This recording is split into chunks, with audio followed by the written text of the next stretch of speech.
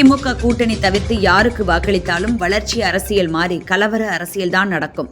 வெல்லப்போவது தமிழக அணியா டெல்லி அணியா என்பதை முடிவு செய்யப் போவதுதான் இந்த தேர்தல் என திருவிடந்தை மண்டல வாக்குச்சாவடி முகவர்கள் கூட்டத்தில் முதல்வர் ஸ்டாலின் பேசினார்.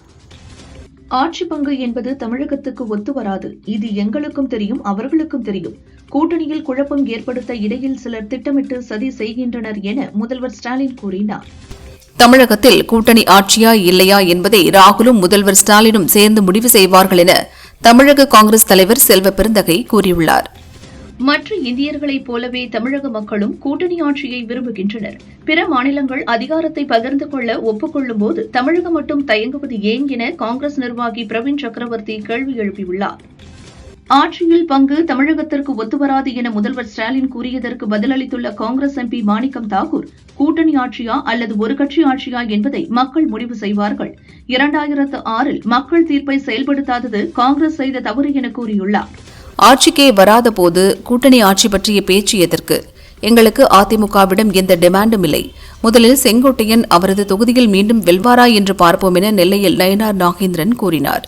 மத்திய அரசின் திட்டங்களுக்கு திமுக ஸ்டிக்கர் ஒட்டியே பழக்கப்பட்டவர் முதல்வர் ஸ்டாலின். இப்படி ஸ்டிக்கர் ஒட்டி விளம்பரம் செய்ய செலவிடும் நிதியில் தமிழக மக்களுக்கு எத்தனையோ நல்ல திட்டங்களை சொந்தமாக யோசித்து செயல்படுத்தியிருக்கலாம் என அண்ணாமலை கூறியுள்ளார். சட்டசபை தேர்தல் நெருங்குவதால் நயினார் நாகேந்திரன் தலைமையில் பாரதிய ஜனதா தேர்தல் மேலாண்மை குழு அமைக்கப்பட்டுள்ளது. இதில் பொன் ராதாகிருஷ்ணன், SR சேகர் உட்பட 6 பேர் இடம்பெற்றுள்ளனர். கிராம சுகாதார பணியாளர்களின் ஊதிய உயர்வு உள்ளிட்ட நியாயமான கோரிக்கைகளை தமிழக அரசு விரைந்து நிறைவேற்றி தர வேண்டும் என நாதக தலைமை ஒருங்கிணைப்பாளர் சீமான் வலியுறுத்தியுள்ளார். இனி அரசு நிகழ்ச்சிகளில் தேசிய கீதத்திற்கு முன்னதாக வந்தே மாதரம் பாடலையும் கட்டாயம் பாட வேண்டும் என மத்திய உள்துறை அமைச்சகம் உத்தரவிட்டுள்ளது. நம் நாட்டின் வலிமை என்ன என்பதை நாம் உணர வேண்டும். 140 கோடி மக்களே இந்தியாவின் வலிமை. தங்கம் வெள்ளி விலை உயர்ந்து கொண்டிருக்கிறது. ஆனால் அவை பற்றியெல்லாம் பட்ஜெட்டில் இடம்பெறவில்லை என லோக்சபாவில் ராகுல் சொன்னார். சபாநாயகர் அறைக்குள் 20 முதல் 25 எம்பிக்கள் நுழைந்து அவரை வசைப்பாடினர் என மத்திய அமைச்சர் கிரண் ரிஜிஜு தெரிவித்தார். அவர் மென்மையான மனிதர். வேறு யாராக இருந்தாலும் கடுமையான நடவடிக்கை எடுத்திருப்பார்கள் என்றார். முதல்வர் பதவி விவகாரத்தில் கட்சி மேலிட கட்டளைக்கு நானும் சிவக்குமாரும் கட்டுப்பட வேண்டும் என கர்நாடக முதல்வர் சித்தராமையா தெரிவித்தார். அப்போது செய்தியாளர்களிடம் தலைமை மாற்றம் தவிர வேறு எதுவும் உங்களால் கேட்க முடியாதா என கோபமடைந்த அவர், நீங்கள் வேறெதுவும் கேட்பதில்லை என்றார். T20 உலகக்கோப்பை தொடரில் ஆப்கானிஸ்தான் அணிக்கு எதிரான ஆட்டத்தில் 2வது சூப்பர் ஓவரில் தென்னாப்பிரிக்க அணி த்ரில் வெற்றி பெற்றது. சென்னையை அடுத்த திருவிடந்தையில் திமுக மண்டல வாக்குச்சாவடி முகவர்கள் மாநாடு நடந்தது. இதில் பங்கேற்ற முதல்வர் ஸ்டாலின், தேர்தல் பணி என்று வந்துவிட்டால் திமுக தொண்டனை அடித்துக் கொள்ள ஆள் இல்லை என்றார். கோவை ஈஷா யோகா மையத்தில் பிப்ரவரி 15ஆம் தேதி சத்குரு முன்னிலையில் நடைபெறவுள்ள மகா சிவராத்திரி விழா கேரளாவில் 29 கோயில்களில் நேரலையாக ஒளிபரப்பப்படுகிறது. NDA கூட்டணியில் எந்தவித சலசலப்பும் குழப்பமும் இல்லாததால் சட்டசபை தேர்தலில் அமோக வெற்றி பெறுவோம் என்ற நம்பிக்கை உள்ளதாக அன்புமணி தெரிவித்தார். 200க்கும் மேற்பட்ட தொகுதிகளில் வெற்றி பெறுவோம் என்றார். திருமாவளவனுக்கு ஆலோசனை சொல்லும் அளவுக்கு செல்வ பெருந்தகை பெரிய ஆளில்லை என வன்னியரசு பேசியதற்கு பதிலளித்த செல்வ பெருந்தகை, அரைவே கட்டுத்தனமாக பேசுபவர்களுக்கெல்லாம் பதில் சொல்ல முடியாது என்றார். தமிழக சட்டசபை தேர்தலில் காங்கிரஸ் கட்சி அனாதையாக தனித்து நிற்கப் போகிறார்கள் என பாரதிய ஜனதா நிர்வாகி குஷ்பு தெரிவித்துள்ளார். தமிழக சட்டசபை தேர்தலில் காங்கிரஸ் கட்சி ஆதரவற்று தனித்து நிற்கப் போகிறதென பாரதிய ஜனதா நிர்வாகி குஷ்பு தெரிவித்துள்ளார். தேஜ கூட்டணியில் தேமுதிக இணையுமா என செய்தியாளர்கள் கேட்டதற்கு பிரதமர் மார்ச் 1ஆம் தேதி தமிழகம் வருவார், அப்போது பார்க்கலாம் என நயினார் நாகேந்திரன் தெரிவித்தார். தொடர்ந்து மேடையில் பார்க்கலாமா என்ற கேள்விக்கு பார்க்கலாம் என்றார். மத்திய அரசின் சக்தி நிவாஸ் திட்டத்தின் கீழ் வழங்கப்பட்ட நிதியில்தான் தமிழகத்தில் தோழி விடுதிகள் தொடங்கப்பட்டதாக அண்ணாமலை விளக்கமளித்துள்ளார். விஜய் ஒருபோதும் எம்ஜிஆர் ஆக முடியாது. 200 தொகுதிகளில் தேசிய ஜனநாயக கூட்டணி ஜெயிக்கும். திமுக கூட்டணியில் காங்கிரஸ் நீடிக்குமா அல்லது விஜய் கட்சிக்கு போகுமா என்பது கேள்வியே என நயினார் நாகேந்திரன் சொன்னார். அரசியலில் நல்லதோ கெட்டதோ, ஆனால் நம்மை பற்றி பேசிக்கொண்டே இருக்க வேண்டும். அந்த வேலையை பார்த்த பத்திரிகை மற்றும் ஊடகங்களுக்கு நன்றி என திண்டிவனத்தில் அதிமுக MP சி. சண்முகம் கூறினார். ஒவ்வொரு கட்சிக்கும் ஒவ்வொரு கருத்து இருக்கும். எங்கள் கூட்டணியில் விரிசல் ஏற்படாது என மாநில காங்கிரஸ் தலைவர் செல்வ பெருந்தகை தெரிவித்துள்ளார். தமிழக நலனுக்கு எதிராக சிந்தனை உள்ளவர்களுக்கு மக்கள் எப்படி வாக்களிப்பார்கள் என்றும் கேள்வி எழுப்பியுள்ளார். விஜய் எனக்கு நல்ல நண்பர்தான். ஆனால் விஜய் தற்போது பாரதிய ஜனதாவின் B டீமாக உள்ளார். அவருக்கு அதிக ரசிகர்கள் இருக்கிறார்கள் என்பது உண்மைதான். தமிழக மக்களுக்கு எது போலி எது நிஜம் என்பது தெரியும் என திமுக எம்பி தயாநிதி மாறன் கூறியுள்ளார். தாவேகா நிர்வாகிகள் தங்களின் பிறந்தநாள் மற்றும் குடும்ப நிகழ்ச்சிகளை நடத்தும் போது பொதுமக்களுக்கு இடையூறு ஏற்படாதவாறு நடத்த வேண்டும். மீறுபவர்கள் மீது ஒழுங்கு நடவடிக்கை எடுக்கப்படும் என அக்கட்சியின் பொதுச் செயலாளர் ஆனந்த் தெரிவித்துள்ளார். தேமுதிகவுடன் இதுவரை பேச்சுவார்த்தை நடத்தப்படவில்லை. அனைத்து தரப்பிலும் பேச்சுவார்த்தை நடத்தி வருவதாக தேமுதிக பொதுச் செயலாளர் பிரேமலதா விஜயகாந்த் கூறியது பற்றி நான் கருத்து சொல்ல முடியாது என நயினா நாகேந்திரன் சொன்னார். முதல்வர் பயந்து விட்டார். அவருக்கு என்ன பேசுவது என்று தெரியவில்லை. மோடி, அமித்ஷா அடிக்கடி வருகிறார்கள். கூட்டணி கட்சிகள் மக்களின் ஆதரவை பார்த்து முதல்வர் ஸ்டாலின் புலம்புகிறார் என செல்லூர் ராஜு சொன்னார். காங்கிரஸ் கட்சியை திமுக அடிமைத்தனமாக நடத்துகிறது. அந்த கூட்டணியில் காங்கிரஸ் இருப்பது அவர்களுக்கே ஒரு மானக்கேடுதான் என பாஜக நிர்வாகி விஜயதரணி கூறினார். மத்திய அரசை கண்டித்து பல்வேறு தொழிற்சங்கத்தினர் நாளை வேலைநிறுத்தத்தில் ஈடுபட உள்ளனர். இதில் பங்கேற்கும் வகையில் அரசு ஊழியர்கள் நாளை பணிக்கு வராவிட்டால் சம்பளம் பிடித்தம் செய்யப்படும் என தமிழக அரசு எச்சரித்துள்ளது. அரசியலை தாண்டி ராகுல் எனது சகோதரர் போன்றவர். திமுக, காங்கிரஸ் இணைந்துதான் சட்டசபை தேர்தலை சந்திக்கும் என முதல்வர் ஸ்டாலின் தெரிவித்தார். புதுச்சேரியில் நாளை சட்டசபை கூட்டத்தொடர் துவங்குகிறது. முதல்வரும் நிதியமைச்சருமான ரங்கசாமி இடைக்கால பட்ஜெட்டை தாக்கல் செய்ய உள்ளார். சமீபத்தில் திமுகவில் இணைந்த தவிக தலைவர் விஜயின் முன்னாள் மேலாளர் PT செல்வகுமார் திமுக வர்த்தக அணி துணை செயலாளராக நியமிக்கப்பட்டுள்ளார். சிறுபான்மையினர் பாதுகாப்பாக வாழக்கூடிய மாநிலமாக தமிழகம் உள்ளது என்றும் பாஜக ஆட்சி நடைபெறும் மாநிலங்களில் சிறுபான்மையினர் நிலை குறித்து கனிமொழி கேள்வி எழுப்பினார். ஊடக வெளிச்சம் இருக்கிற இந்த நாளில் திமுகவினர் அராஜகம் செய்கிறார்கள் என்றால் இவர்கள் மீண்டும் வந்தால் நாடு காடாகும்.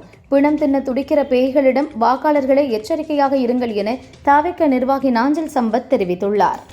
திமுக கூட்டணியில் காங்கிரஸ் தொடரும். 2026 வெற்றி பெற்ற திமுக தலைமையிலான கூட்டணி வெற்றி பெறும் என தமிழக காங்கிரஸ் தலைவர் செல்வ பெருந்தகை கூறினார். தமிழக அரசு தாக்கல் செய்யும் இடைக்கால பட்ஜெட்டில் எதிர்க்கட்சிகள் அரண்டு போகும் அளவு அறிவிப்புகள் இடம்பெற உள்ளன என அமைச்சர் சேகர் பாபு சொன்னார். கால்வலி காரணமாக அமைச்சர் துரைமுருகன் மருத்துவமனையில் அனுமதிக்கப்பட்டுள்ளார். அடுத்த சில நாட்கள் அவர் ஓய்வில் இருக்க டாக்டர்கள் அறிவுறுத்தியுள்ளனர். திருமாவளவனுக்கு ஆலோசனை சொல்லும் அளவுக்கு செல்வ பெருந்தகை வளரவில்லை என விடுதலை சிறுத்தைகள் கட்சியின் துணை பொதுச் செயலர் வன்னியரசு விமர்சித்துள்ளார். தமிழகத்தில் தேசிய ஜனநாயக கூட்டணி ஆட்சியின் முதல்வராக பழனிசாமி இருப்பார் என NDA ஆட்சியா அதிமுக ஆட்சியா என்ற கேள்விக்கு பாரதிய ஜனதா மாநில தலைவர் நயினா நாகேந்திரன் பதிலளித்தார். தமிழகத்தில் 10ஆம் வகுப்பு பயிலும் அனைத்து மாணவர்களும் நடப்பாண்டு பொதுத் தேர்வில் தமிழ் மொழி தேர்வு எழுதுவதை கட்டாயமாக்க வேண்டுமென நாதக தலைமை ஒருங்கிணைப்பாளர் சீமான் வலியுறுத்தியுள்ளார். நாடு தழுவிய அளவில் நாளை நடக்கும் வேலைநிறுத்த போராட்டத்தில் போக்குவரத்து ஊழியர்கள் பங்கேற்கக்கூடாது. நாளை விடுப்புகள், வார விடுமுறை ரத்து செய்யப்படுகிறது என போக்குவரத்து துறை தெரிவித்துள்ளது. தமிழகத்தின் பல்வேறு மாவட்டங்களில் இந்த முறை மக்காச்சோளம் அமோகமாக விளைந்துள்ள நிலையில் திமுக அரசின் அலட்சியத்தால் உரிய விலை கிடைக்காமல் விவசாயிகள் தவித்து வருகின்றனர் என நயினா நாகேந்திரன் கூறியுள்ளார். கூட்டணி ஆட்சி தேவையில்லை என்றால் தனித்து போட்டியிடுவோம் என திமுக அறிவிக்க தயாராக உள்ளதா என தவிக நிர்வாகி அருண்ராஜ் கேள்வி எழுப்பியுள்ளார்.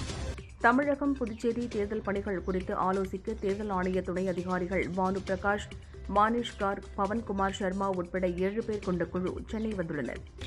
5 மாநில சட்டசபை தேர்தலையொட்டி சொந்த மாவட்டங்களில் பணியாற்றும் அதிகாரிகளை பணியிட மாற்றம் செய்யுமாறு தமிழகம் உள்ளிட்ட மாநிலங்களுக்கு தேர்தல் கமிஷன் அறிவுறுத்தியுள்ளது.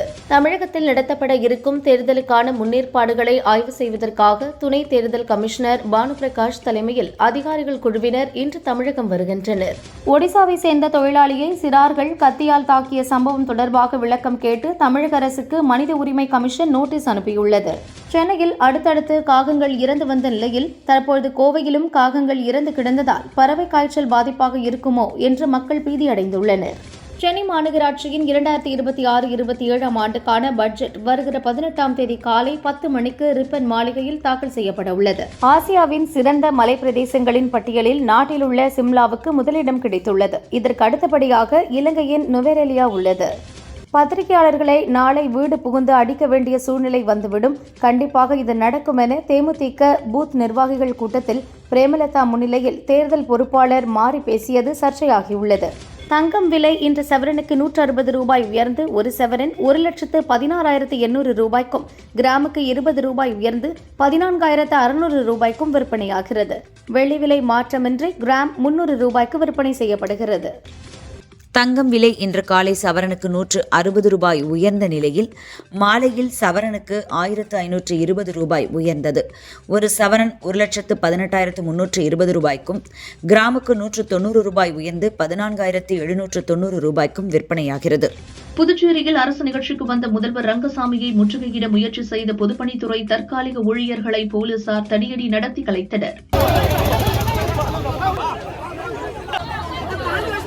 தமிழகத்தில் பனிப்பொழிவு தொடர்ந்து வரும் நிலையில் பிப்ரவரி 20ஆம் தேதியையொட்டி தெற்கு வங்கக்கடலில் புதிய காற்றழுத்த தாழ்வு பகுதி உருவாக வாய்ப்பு உள்ளதாக தனியார் வானிலை ஆய்வாளர் ஏமத் சந்தர் தெரிவித்துள்ளார். சட்டசபை தேர்தல் பணிகள் குறித்து அதிகாரிகளுடன் ஆலோசிக்க சென்னை வந்துள்ளதாக கூறிய தேர்தல் துணை ஆணையர் மானிஷ் கார்க், இது தேர்தலுக்கு முன் நடக்கக்கூடிய வழக்கமான பணிதான். தேர்தலுக்கு எல்லா பணிகளும் தயாராக இருக்கிறதா என்பதை ஆய்வு செய்வோம் என கூறினார். திண்டுக்கல் நத்தம் புகையிலைப்பட்டி புனித சந்தியாகப்பர் புனித செபஸ்தியார் ஆலய திருவிழாவை முன்னிட்டு ஜல்லிக்கட்டு போட்டி நடந்தது. இதில் பாலகுரு என்ற மாடுபிடி வீரர் மாடு முட்டி பரிதாபமாக இறந்தார். மதுரையில் உள்ள கள்ளழகர், ராக்காயி அம்மன், 18ஆம் படி கருப்பசாமி மற்றும் பழமுதிர்ச்சோலை கோயில்களில் பாமக தலைவர் அன்புமணி குடும்பத்துடன் சாமி தரிசனம் செய்தார். தூத்துக்குடியில் ஸ்டெர்லைட் ஆலையில் பசுமை தாமிர உற்பத்தி ஆலை அமைக்க அனுமதிக்க கோரி வேதாந்தா நிறுவனம் தொடர்ந்த வழக்கை விசாரித்த சென்னை ஹைகோர்ட் மத்திய சுற்றுச்சூழல் அமைச்சகம் கனிம வளத்துறை பதிலளிக்க உத்தரவிட்டு பிப்ரவரி 26ஆம் தேதிக்கு ஒத்திவைத்தது. மகா சிவராத்திரி வார இறுதி நாளை முன்னிட்டு சென்னை கிளாம்பாக்கம், கோயம்பேடு மற்றும் மாதவரத்திலிருந்து சிறப்பு பேருந்துகள் இயக்கப்படுகின்றன. புத்தக வாசிப்பை ஒரு மக்கள் இயக்கமாக கொண்டு செல்லும் நடவடிக்கையாக திருச்சி மாவட்ட நிர்வாகமும் பபாசி இணைந்து நடத்தும் புத்தக திருவிழா வரும் 14ஆம் தேதி முதல் 22ஆம் தேதி வரை திருச்சி செயின்ட் ஜான்ஸ் வெஸ்டரி மேல்நிலைப்பள்ளி மைதானத்தில் நடக்க உள்ளதாக கலெக்டர் சரவணன் அறிவித்துள்ளார். சென்னை அடுத்த நாவலூரில் நள்ளிரவில் செல்போன் கடையில் 25 லட்சம் ரூபாய் மதிப்பிலான செல்போன்களை திருடிய வழக்கில் ஐயப்பன் என்ற இளைஞரை போலீசார் கைது செய்தனர். திருப்பூர் ஐயம்பாளையம் வழியாக காரில் கஞ்சா கடத்தி வந்த 3 சிறுவர்கள் உட்பட 5 பேரை கைது செய்தனர். அவர்களிடமிருந்து 22 கிலோ கஞ்சா பறிமுதல் செய்யப்பட்டது. ரஃபேல் விமானம் ஒரு ஹீரோ போல் செயல்பட்டது. இன்னும் நிறைய போர் விமானங்களை படையில் இணைக்க திட்டமிடப்பட்டுள்ளது என விமானப்படையின் துணைத் தலைவர் ஏர் மார்ஷல் நாகேஷ் கபூர் தெரிவித்துள்ளார். அமெரிக்காவுடனான ஒப்பந்தத்தை இறுதி செய்ததன் மூலம் பிரதமர் மோடி தலைமையிலான மத்திய அரசு இந்தியாவை விற்றுவிட்டது. பிரதமரின் கண்களில் பயத்தை பார்க்கிறோம் என லோக்சபாவில் ராகுல் பேசினார். கனடா பள்ளியில் நடந்த கொடூரமான துப்பாக்கிச்சூடு சம்பவத்தால் அதிர்ச்சி அடைந்தேன் என பிரதமர் மோடி தெரிவித்தார். தங்கள் அன்புக்குரியவர்களை இழந்த குடும்பங்களுக்கு எனது மனமார்ந்த இரங்கலை தெரிவித்துக் கொள்கிறேன் என்றார். இந்தியாவின் முன்னணி தகவல் தொழில்நுட்ப நிறுவனங்கள் பெரும் நெருக்கடியை சந்தித்து வருகின்றன. லோக்சபாவில் உரையாற்ற சுதந்திரம் வேண்டும் என ராகுல் பேசினார். எரிபொருள் பொருளாதாரத்தை ஆயுதமாக்கும் பிரச்சினைக்கு தீர்வு காண்பது குறித்து பட்ஜெட்டில் எதுவும் இல்லை என லோக்சபாவில் ராகுல் தெரிவித்தார். சபரிமலை தங்க மோசடி வழக்கில் 3வது குற்றவாளியாக சேர்க்கப்பட்டு கைதான முன்னாள் தேவஸ்தான தலைவர் வாசுவுக்கு ஜாமீன் வழங்கப்பட்டது. காங்கிரஸ் தாக்கல் செய்த நம்பிக்கையில்லா தீர்மான நோட்டீஸில் பிழைகள் இருப்பதால் நோட்டீஸை நிராகரிக்க வேண்டாம், பிழைகளை சரி செய்து திரும்பப் பெற்று நடவடிக்கைகளை விதிகளின்படி தொடருமாறும் ஓம் பிர்லா அறிவுறுத்தியுள்ளார். லோக்சபா தலைவர் ஓம் பிர்லாவுக்கு எதிராக காங்கிரஸ் தாக்கல் செய்த நம்பிக்கையில்லா தீர்மான நோட்டீஸில் பிழைகள் இருப்பதாக லோக்சபா செயலக வட்டாரங்கள் தெரிவித்துள்ளன. மணிப்பூரில் குகி, நாகா பழங்குடி சமூகத்தினரிடையே மீண்டும் கலவரம் ஏற்பட்டுள்ளதால் அடுத்த 5 நாட்களுக்கு இணைய சேவை துண்டிக்கப்பட்டுள்ளது. போலி ஏஐ வீடியோக்கள் மற்றும் போட்டோக்களை நீக்க அரசு அல்லது கோர்ட் உத்தரவிட்டால் 3 மணி நேரத்திற்குள் சோசியல் மீடியா நிறுவனங்கள் நீக்க வேண்டும். இந்த புதிய விதிமுறை பிப்ரவரி 20 முதல் அமலுக்கு வரும் என மத்திய அரசு தெரிவித்துள்ளது. எதிர்க்கட்சிகள் கொண்டு வந்த நம்பிக்கையில்லா தீர்மானம் தள்ளுபடியாகும் வரை சபாநாயகர் நாற்காலியில் அமரப்போவதில்லை என ஓம் பிர்லா முடிவு செய்துள்ளார். திருப்பதி மாவட்டம் ஸ்ரீ காளஹஸ்தி சிவன் கோயிலில் வருடாந்திர மகா சிவராத்திரி பிரம்மோற்சவ விழா கண்ணப்பர் கொடியேற்றத்துடன் பிரம்மாண்டமாக துவங்கியது. பக்தர்கள் ஹரஹர மகாதேவா என கோஷம் எழுப்பி வழிபட்டனர். சென்னை குன்றத்தூரில் உள்ள தெய்வ சேக்கிழார் கோயில் கும்பாபிஷேகம் வெகு விமர்சையாக நடந்தது. திரளான பக்தர்கள் பங்கேற்று சுவாமி தரிசனம் செய்தனர். கனடா பள்ளியில் நடந்த துப்பாக்கிச் சூட்டில் மாணவர்கள் 9 பேர் உயிரிழந்தனர். துப்பாக்கிச்சூடு நடத்திய சந்தேக நபர் உயிரிழந்தார். லிபியாவிலிருந்து ஐரோப்பாவுக்கு சட்டவிரோதமாக சென்ற படகு கடலில் கவிழ்ந்த விபத்தில் 4 பச்சிளம் குழந்தைகள் உட்பட 53 பேர் பலியானார்கள். அமெரிக்கா தங்களது சுயநலனுக்காக எங்களை பயன்படுத்திக் கொண்டது, பிறகு டாய்லெட் பேப்பர் போல தூக்கி எறிந்தது என பாகிஸ்தான் பாதுகாப்புத்துறை அமைச்சர் கவாஜா ஆசிப் ஒப்புதல் வாக்குமூலம் அளித்துள்ளார். பாகிஸ்தான் இந்தியா போரை நிறுத்தவில்லை என்றால் உங்கள் மீது மிக அதிக வரி விதிக்கப்படும் என்று இரு நாடுகளையும் அச்சுறுத்தியே அமைதியை ஏற்படுத்தியதாக ட்ரம்ப் தெரிவித்தார். நாடு தழுவிய போராட்டங்கள் மற்றும் அதைத் தொடர்ந்து நடந்த வன்முறையால் பாதிக்கப்பட்ட அனைவரிடமும் ஈரான் அதிபர் மசூத் பெஷேஷ்கியன் மன்னிப்பு கோரினார். T20 கிரிக்கெட் உலகக்கோப்பை தொடரில் தென்னாப்பிரிக்கா ஆப்கானிஸ்தான் அணிகள் இடையிலான போட்டி உலகக்கோப்பை வரலாற்றில் 2 சூப்பர் ஓவர்கள் வீசப்பட்ட போட்டியாக மாறியது. இந்திய கிரிக்கெட் வீரர் அபிஷேக் சர்மா வயிற்றில் ஏற்பட்ட தொற்று காரணமாக ஹாஸ்பிட்டலில் அட்மிட் செய்யப்பட்டார். நாளை நடக்கும் நமீபியாவுக்கு எதிரான போட்டியில் களமிறங்காவிட்டார். அவருக்கு பதிலாக சஞ்சு சாம்சன் துவக்க வீரராக களமிறங்குவார் என BCCI வட்டாரங்கள் தெரிவித்தன. நடிகர் அல்லு அர்ஜுனை சந்திக்க வருபவர்களுக்கு 42 கண்டிஷன்களை அவரது குழுவினர் கொடுப்பார்கள் என காவிரி பருவா என்ற பெண் விளம்பர ஆய்வாளர் ஒரு பேட்டியில் கூறினார். இது வைரலாக அல்லு அர்ஜுன் தரப்பில் வெளியிட்ட அறிக்கையில் அந்த கருத்துக்கள் முற்றிலும் ஆதாரமற்றவை, உண்மைக்கு புறம்பானவை. இதை நாங்கள் தீவிரமாக எடுத்து அவதூறு பரப்புபவர்கள் மீது சட்ட நடவடிக்கை துவங்கியுள்ளோம் என தெரிவித்துள்ளனர். ராஜ் மற்றும் TK இயக்கத்தில் ஷாகித் கபூர், விஜய் சேதுபதி, KK மேனன், ராஷி கண்ணா நடிப்பில் 2023 வெளியாகி வரவேற்பை பெற்ற வெப் சீரிஸ் ஃபார்சி. இந்த தொடர் வெளியாகி 3 ஆண்டுகள் ஆன நிலையில் ராஜ் TK வெளியிட்ட பதிப்பில் ரவுண்ட் 2 செயலியில் உள்ளது என்று குறிப்பிட்டுள்ளனர். இயக்குநர் கௌதம் மேனன் படங்கள் தயாரித்ததால் நஷ்டம் ஏற்பட கடன் சுமைக்கு ஆளானார். இதை சரிசெய்ய படங்களில் நடிக்க துவங்கினார். அவர் கூறுகையில், பொருளாதார பிரச்சினைகளில் சிக்கி தவித்த போது அதிலிருந்து மீண்டு வர லியோ படம் பெரிய அளவில் கை கொடுத்தது. துருவ நட்சத்திரம் படத்தை ரிலீஸ் செய்ய யாரும் ஆதரவு தரவில்லை. இன்னும் ஓரிரு பிரச்சினைகள் மட்டுமே உள்ளன, அதுவும் சரியாகி விரைவில் படம் ரிலீஸ் ஆகும் என்றார். விக்னேஷ் சிவன் இயக்கத்தில் பிரதீப் ரங்கநாதன் நடித்துள்ள லவ் இன்சூரன்ஸ் கம்பெனி ரிலீஸ் ஆக உள்ளது. அடுத்து பிரதீப் ஒரு படத்தை தயாரிக்கிறார். இதை அவரிடம் இணை இயக்குநராக இருந்த ஒருவர் இயக்குகிறார். நாயகியை மையமாக கொண்டு உருவாகும் இப்படத்தில் மமிதா பைஜு நடிக்கிறார். ஏற்கனவே இவர் பிரதீப்பின் டியூட் படத்தில் நடித்தார். தெலுங்கில் முன்னணி நடிகையாக உள்ள ஸ்ரீலீலா தமிழில் பராசக்தி படத்தில் நடித்தார். அடுத்து தனுஷுடன் நடிக்கிறார். கர்நாடகாவைச் சேர்ந்த இவர் டாக்டருக்கு படித்து வந்தார். படிப்பு முடிந்த நிலையில் நேற்று நடந்த பட்டமளிப்பு விழாவில் டாக்டர் பட்டத்தை பெற்றார். இனி அவர் நடிகை அல்ல, டாக்டர் ஸ்ரீலீலா.